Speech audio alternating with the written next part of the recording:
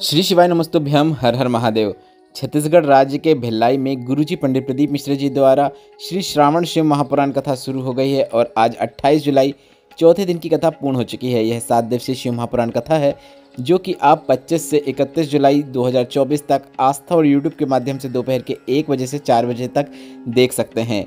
पार्थिव शिवलिंग का निर्माण आप सभी करेंगे और विसर्जन का समय रात के समय पानी गिरने की समस्या सभी के सामने है, या फिर कई जगह ऐसा भी देखने को मिलता है कि नदी नहीं होती है, तालाब नहीं होते हैं।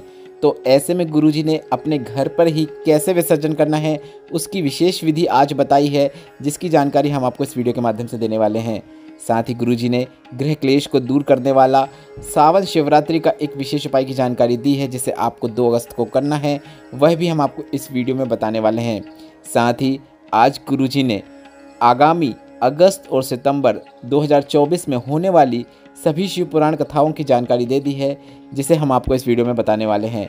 साथ ही कल मतलब एक दिन पहले गुरुजी ने 2 नए उपाय बताए थे, जिसमें आपको रुद्राक्ष सिद्ध करना होता है और एक बेलपत्र वाला विशेष रोग मुक्ति उपाय बताया था। दोनों उपाय हम आपको आज वीडियो में करके दिखाने वाले हैं कि आपको अपना रुद्राक्ष किस प्रकार से सिद्ध करना है, जो कि गुरुजी ने बताया है। आप वीडियो में देखकर आसानी से समझ पाएंगे, इसलिए आप वीडियो अंत तक देखें ताकि कोई भी उपयोगी जानकारी आपसे ना छूटे। आज 28 जुलाई चौथे दिन की शिव पुराण कथा में गुरुजी ने कुल 20 उपाय पत्र और उपयोगी जानकारियाँ दी हैं। सभी की जानकारी आपको इस वीडियो के माध्यम से मिलने वाली है। अगर किन्हीं कारणवश आपने आज की कथा नहीं सुन पाई है तो पूरी कथा का रास्ता तो आपको इस छोटे से वीडियो से प्राप्त होने वाला है। बढ़ते हैं आज की कथा की पहली विशेष जानकारी की ओर। कथा शुरू होते ही गुरुजी ने कहा, 21,600 श्वास जो हमें रोज मिलती है वह हमें व्यर्थ में नहीं गंवाने हैं। व्यर्थ में गंवाने के लिए नहीं मिली है, हमें उसका उपयोग परमात्मा के पास जाने के लिए करना चाहिए, भगवान को पाने का प्रयास करना चाहिए। संसार में अपना नाम कमाना हो या फिर आप उन्नति की सीढ़ी चढ़ना चाहते हो, सब में आपको कर्म प्रधान रखना है।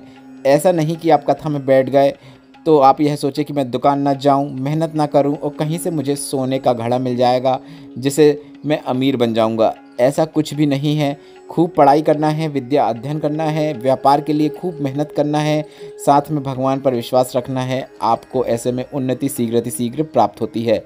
बढ़ते हैं आज की कथा की दूसरी विशेष जानकारी की ओर। गुरुजी ने कहा, हमारी पुरानी शिव पुराण कथा को आप निकाल कर देखना। हमने किसी भी कथा में यह नहीं कहा है कि आप मंदिर में जाकर 3 से 4 घंटे बैठो। हम यही कहते हैं कि आपको अपनी मेहनत और अपनी लगन से कर्म करना है और उसके फल की चिंता नहीं करना है, वह देने वाले भोलेनाथ हैं। बढ़ते हैं आज की कथा की तीसरी विशेष जानकारी की ओर।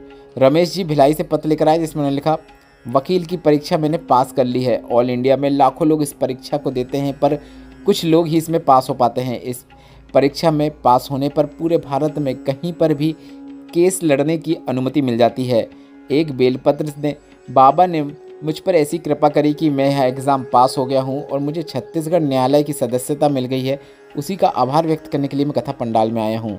बढ़ते हैं आज की कथा की चौथी विशेष जानकारी की ओर। गुरुजी ने कहा, शिव पुराण की कथा कहती है, अगर कर्जा हो गया है, कर्जा तुमने लिया है तो मेहनत भी तुमको ही करना है। अगर आप मेहनत में अधिकता करोगे, मेहनत अधिक करोगे तो कितना ही बड़ा कर्जा क्यों ना हो वह अवश्य चुक जाएगा। बढ़ते हैं आज की कथा की पांचवी विशेष जानकारी की ओर। देवकी जी पत्र लेकर आए, जिसमें लिखा, शादी के 10 साल तक मैंने बच्चे का इंतजार किया। जिस नारी की कोख में संतान नहीं होती उसे कितना सुनना पड़ता है। कोई मुझसे पूछे, इतनी गाली इतने ताने दुनिया में किसी को नहीं मिलते होंगे जिसे बिना बच्चे की माँ को उससे अधिक ताने सुनने पड़ते हैं। कई प्रकार के लोग कई प्रकार की बातें करते हैं, कई प्रकार के शब्द कह देते हैं। मेरे पड़ोस में एक गुड़िया रहती है, उसने मुझे सिहोर वाले महाराज की कथा सुनने को कहा।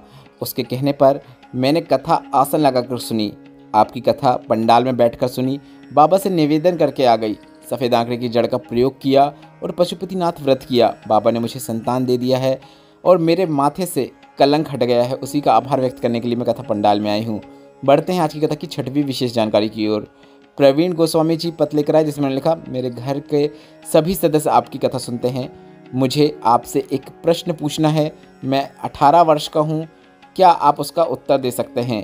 तो इनका प्रश्न यह था कि गुरुजी गाड़ी कितनी स्पीड में चलाना चाहिए। तो इस पर गुरुजी ने उत्तर दिया, जिसकी जितनी उम्र उस स्पीड में उसको गाड़ी चलाना चाहिए।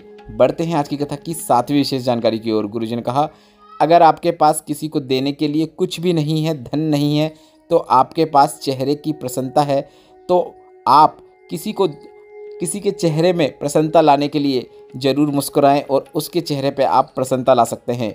दुनिया के लोग धन का दान करते हैं, वस्त्र का दान करते हैं, पर आप श्री शिवाय नमस्तुभ्यम, नमः शिवाय या फिर ओम नमः शिवाय मंत्र का दान कर सकते हैं। किसी से मिलते समय आपको श्री शिवाय नमस्तुभ्यम या फिर नमः शिवाय या फिर ओम नमः शिवाय उससे अवश्य बोलना चाहिए। बढ़ते हैं आज की कथा की 8वीं विशेष जानकारी की ओर। गुरुजी ने कहा, कितनी ही बड़ी बीमारी, कितना ही बड़ा रोग हो गया हो तो शंकर भगवान का नाम जाप करना चाहिए, मंत्र जाप करना शुरू कर देना चाहिए और 1 लोटा जल लेकर कुंदकेश्वर महादेव का नाम लेते हुए शिवलिंग पे अर्पित करके प्राप्त करना चाहिए और उसका आचमन करना चाहिए। बढ़ते हैं आज की कथा की 9वीं विशेष जानकारी की ओर। प्रियलता जी पत्र लेकर आए जिसमें उन्होंने लिखा, शिव जी पर चढ़ाए गए 1 लोटा जल का वर्णन करना चाहती हूँ। बेटी को तकलीफ हो गई थी, डॉक्टर को दिखाया तो पता चला कि उसे गांठ हो गई है। हमने आपकी कथा कभी नहीं सुनी थी, ना ही आपको जानते थे। बेटी की स्थिति देखकर बहुत दुख होता था। हमने अमलेश्वर की कथा पंडाल में सुनी। बाबा से बेटी की गठान के लिए प्रार्थना करके आ गए और आपने कोई भी शिवरात्रि में करने वाला बेर वाला एक उपाय बताया था, वह मैंने किया। बेर को शिवलिंग पर चढ़ाकर प्राप्त करके बेलपत्र के साथ खिला देते और बाबा की कृपा से मेरी बेटी ठीक हो गई है। उसी का आभार व्यक्त करने के लिए हम कथा पंडाल में आए हैं। बढ़ते हैं आज की कथा की 10वीं विशेष जानकारी की ओर। गुरुजी ने कहा, आपके घर में कैसा भी शिवलिंग हो, पत्थर का हो, धातु का हो, लकड़ी का हो, अर्थात आपके घर में कैसा भी शिवलिंग हो, पर आपके घर पे एक शिवलिंग अवश्य होना चाहिए। बढ़ते हैं आज की कथा की 11वीं विशेष जानकारी की ओर। कमला साहू जी रायपुर से पत्र लेकर आए जिसमें उन्होंने लिखा, मेरे पिता के पीठ पर एक गठान हो गई, इसके बाद दूसरी गठान हो गई। डॉक्टर ने ऑपरेशन की बोल दिया और कहा कि इसकी जांच होगी। हमने कुछ दिनों का समय लिया, 7 दिनों का समय लेकर हम घर आ गए। आपने व्यासपीठ में सफ़ेद दूर्वा वाला प्रयोग बताया था, जिसमें दूर्वा को शिवलिंग पर चढ़ाकर प्राप्त करके उससे खाना होता है, वह हमने किया। इसके बाद आपने जो बेलपत्र वाला उपाय बताया था वह हमने किया।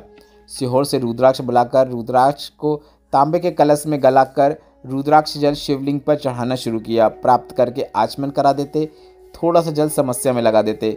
जब डॉक्टर के पास वापस गए तो डॉक्टर ने कहा कि गांठें गल चुकी हैं, अब ऑपरेशन की आवश्यकता नहीं है। उसी का आभार व्यक्त करने के लिए हम कथा पंडाल में आए हैं। बढ़ते हैं आज की कथा की 12वीं विशेष जानकारी की ओर। गुरुजी ने कहा, हमारे सनातन धर्म की पहचान है 2 हाथ। हम किसी को प्रणाम भी करते हैं तो 2 हाथ का उपयोग करते हुए करते हैं। पाँव भी पड़ते हैं तो उसमें हम 2 हाथ का उपयोग करते हैं और ऐसा ही सभी को करना चाहिए। पर आजकल के लोग 1 हाथ का उपयोग करते हुए पाँव पड़ लेते हैं। 1 हाथ का उपयोग करना दुनिया के लोगों के लिए हो सकता है, अन्य धर्मों के लिए हो सकता है, पर सनातन धर्म में ऐसा नहीं होता है।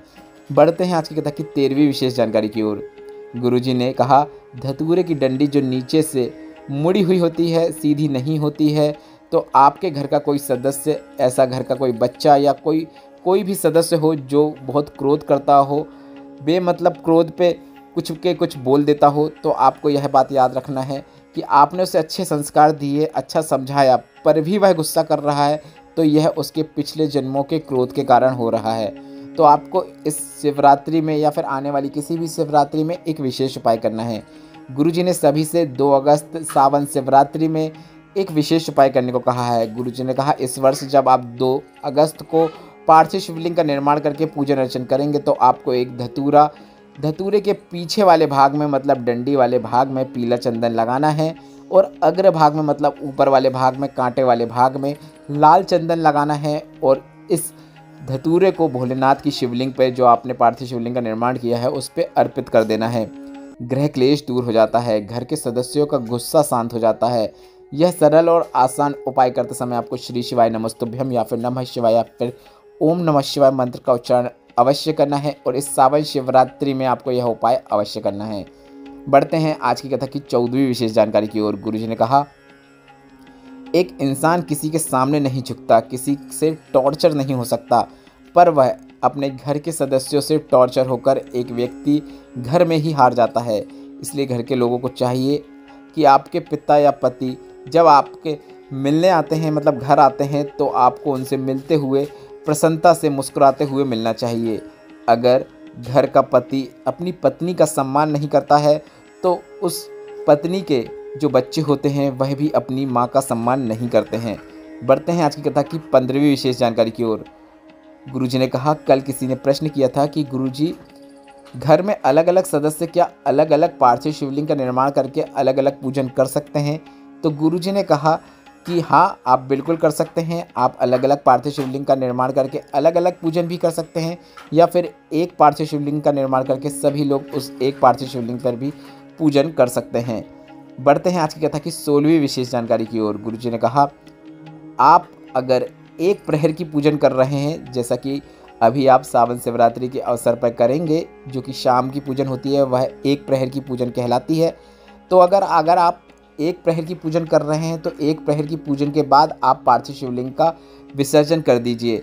अगर आप 4 प्रहर की पूजन करेंगे तो मतलब आप रात भर चारों प्रहर की पूजन करेंगे, रात भर पूजन करेंगे, इसके बाद आप सुबह विसर्जन कर सकते हैं। तो कई लोगों का प्रश्न रहता है कि हम पार्थिव शिवलिंग का निर्माण करके पूजन करते हैं, तो हमें उस पार्थिव शिवलिंग का विसर्जन कब करना चाहिए? तो गुरुजी ने यही बताया है कि अगर आप शिवरात्रि के दिन एक प्रहर मतलब शाम के समय पूजन कर रहे हैं तो आप रात को विसर्जन कर सकते हैं। चारों प्रहर की पूजन करेंगे शिवरात्रि में, मतलब रात भर करेंगे तो अगली सुबह कर सकते हैं। और शिवरात्रि के अलावा अन्य दिन जो होते हैं, आप किसी अन्य दिन पूजन अर्चन कर रहे हैं, शिवरात्रि नहीं है, तो आपको दिन में पूजन करके शाम से पहले उसका विसर्जन कर देना चाहिए। बढ़ते हैं आज की कथा की 17वीं विशेष जानकारी की ओर। गुरुजी ने कहा, आप पार्थिव शिवलिंग का निर्माण करेंगे, पर रात को आप निर्माण करने के बाद, पूजन अर्चन करने के बाद विसर्जन के लिए निकलेंगे तो बहुत अधिक मात्रा में पानी गिर रहा है, नदी बहुत उफान में रहती है और कई जगह तो नदी और तालाब भी नहीं रहते हैं। तो हम आपको वह तरीका बता रहे हैं जिससे आप अपने घर पर ही पार्थिव शिवलिंग का विसर्जन कर सकते हैं। आज गुरुजी ने बहुत ही विशेष जानकारी दी है, आप ध्यान से सुनिएगा। सबसे पहले आपको अपने घर के बाहर एक बाल्टी या फिर एक बड़ा पात्र में पानी भर के रख देना है। साफ़ होना चाहिए, इस बात का आपको ध्यान रखना है।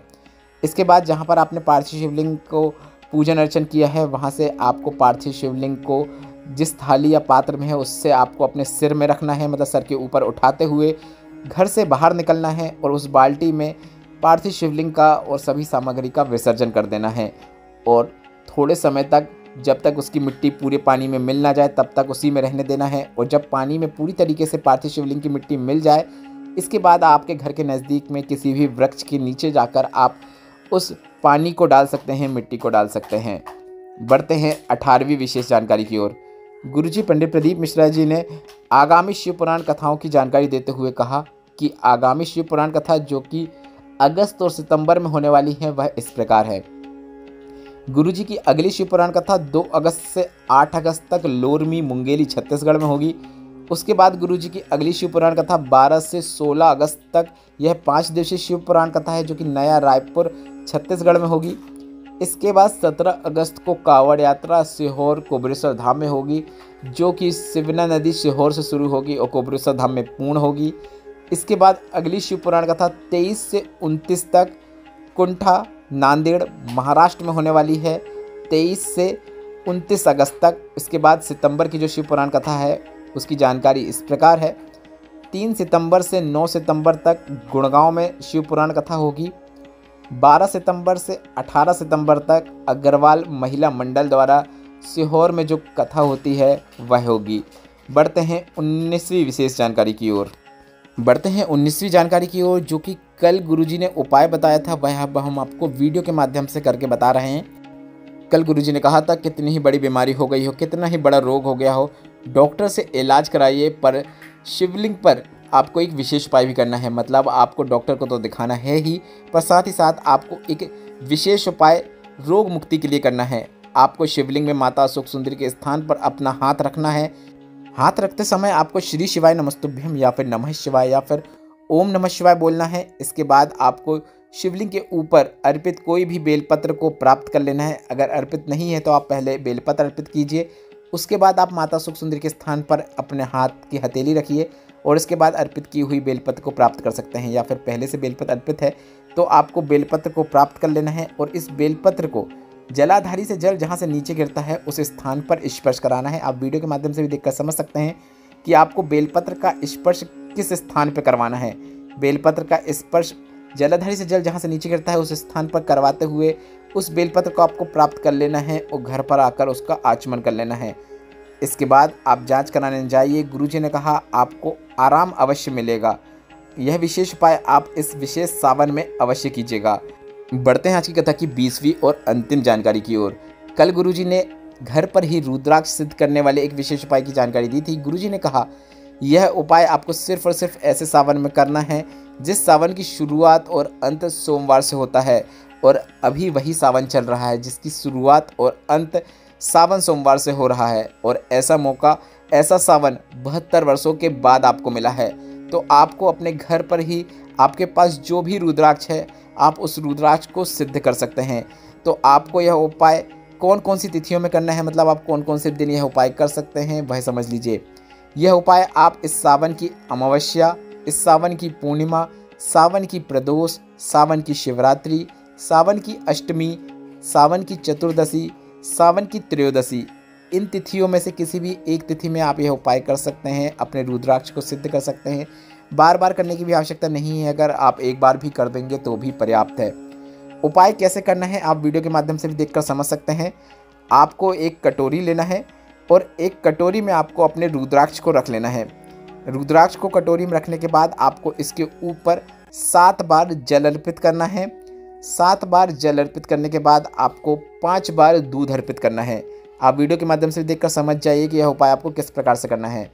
5 बार दूध अर्पित करने के बाद आपको 2 बार गाय का घी इसके ऊपर अर्पित करना है।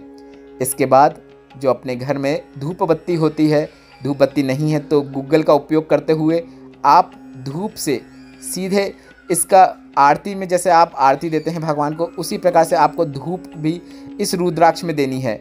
आप अपने हाथ को रुद्राक्ष की ओर हिलाते हुए उस धूप को रुद्राक्ष की ओर भेज सकते हैं। इस प्रकार से आपको अपने रुद्राक्ष को श्री शिवाय नमस्तुभ्यम या फिर नमः शिवाय या फिर ओम नमः शिवाय बोलते हुए सिद्ध कर लेना है और अपने पास रख लेना है।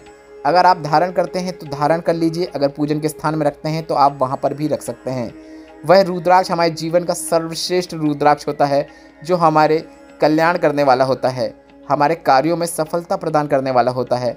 गुरुजी ने कहा इसलिए हम सीहोर कोपड़ेश्वर धाम में भी जो रुद्राक्ष हैं उन्हें इस सावन में इसी विधि के अनुसार सिद्ध भी कर रहे हैं। तो आप यह विशेष उपाय आने वाली तिथियों में करके अधिक से अधिक लाभ प्राप्त कर सकते हैं। आपको अभी अष्टमी भी मिलेगी, पूर्णिमा भी मिलेगी, अमावस्या भी मिलेगी, प्रदोष भी मिलेगी और शिवरात्रि तो 2 अगस्त को है ही। तो आप यह प्रयोग उपाय 2 अगस्त को जरूर कीजिए और अपने रुद्राक्ष को सिद्ध अवश्य कीजिएगा। इस वीडियो में बताएगा उपायों से संबंधित अगर अभी भी आपके मन में कोई प्रश्न है तो वे प्रश्न आप कमेंट बॉक्स के जरिए पूछ सकते हैं।